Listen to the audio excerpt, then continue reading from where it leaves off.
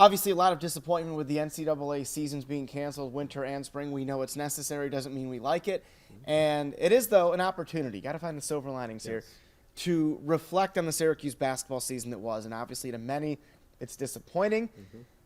But it is, again, some great moments that stand out. And we're going to talk about 3. We're not ranking them. I will say our honorable mention was the Virginia win in overtime. Yeah, that is the best win of the season as far as NCAA resumes are concerned. But for our purposes here, we're talking about moments. And let's start with that Wake Forest game. Bryson Godine, I know he's transferring right now, is pandemonium, seldom used, comes on and makes the game-winning basket. Yeah, what an unbelievable finish that was. That game was finishing up during our 10 o'clock show, so I didn't know what was happening on that Saturday night. And I remember our director saying, hey, Syracuse just hit the game-winning shot. I run upstairs, had to rewind it on the DVR and look at it again. But that was a great finish. And just you were saying earlier just how guys were following out. And, they needed guys off the bench to be able to win that game. And we saw Wake Forest was a dangerous team, and they beat Duke at home. So that just goes to show how good of a win it was. That's just it. I mean, being there, and it was such a weird atmosphere. Syracuse has this big lead. Dolezaj fouls out. Guerrier fouls out. Sidibe fouls out. Dolezaj fouled out on a technical.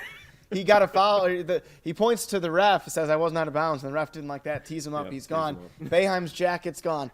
People are freaking out because the refs were really bad.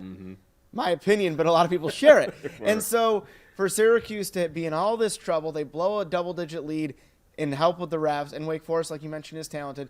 Jesse Edwards comes off the bench, tips the rebound to Bryson Godine. Just so wild. I don't think I've seen anything like that. Obviously there's better buzzer beaters over the years. John Gillen, Tyus Battle, you name it. That might be the weirdest. Yeah. That is 2020 in a nutshell. So that's one right there. Let's talk about the North Carolina games, though, for different reasons. And let's start with the game at the Dome leap year. The game itself, rather forgettable. Yeah. Syracuse had one rally in the first half. They were down 5 at the break. Never threatened in the second. But when you have Jimmy Fallon, Tom Brady, Julian Edelman at the Dome, having the fun that Jimmy Fallon was having, that's pretty cool. It was really cool to see those guys there. And oh, by the way, John Wallace had his jersey retired. By the way. What a great day that was, although the game didn't work out the way we all wanted it to. But just to see those guys at the Dome enjoying the game. Tom Brady, I mean, they talk about him every day on SportsCenter.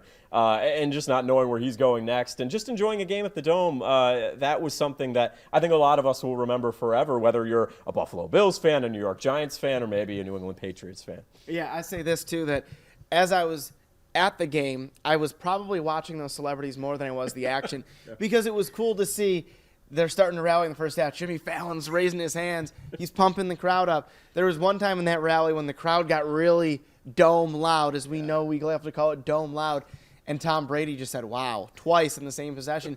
And I know that's he said, wow. But it was kind of cool to know that one of the best things, especially sports-related in our town, resonated with one of the most famous athletes in the world. That was pretty cool to see. Yeah, absolutely. And to see Jimmy Fallon, too. How cool is that, great. right? Julian Edelman wore John Wallace jersey. Let's not forget about him.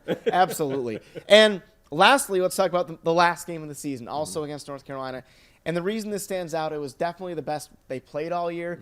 They took that North Carolina loss we just talked about and turned it into a 28-point win. The lead was 30 at points. Elijah went nuts. Buddy looked great.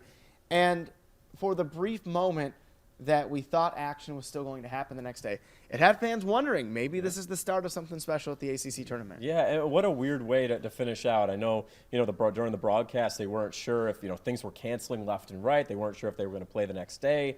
But Syracuse saved their best performance for the last game of the year. And who knows if they would have beaten Louisville, if they would have kept it going. I mean, they probably would have had to run the conference tournament to even make the NCAA tournament. But, wow, what a performance to put in for your final game of the year. And who knows? Hopefully that's the momentum that Joe, that Buddy, that Marek, Barama, that they, Quincy, that they push into the next season because, I mean, this team, without probably Elijah Hughes, we don't know that yet, but probably, what's this team going to look like? And if they can somehow muster that energy and bring it into next season, that would be a great way to end it. Yeah, no question about that. And I agree with you there that you don't want it to end that way, but you know what? For the first time since 2003, Syracuse basketball ends its season with a win.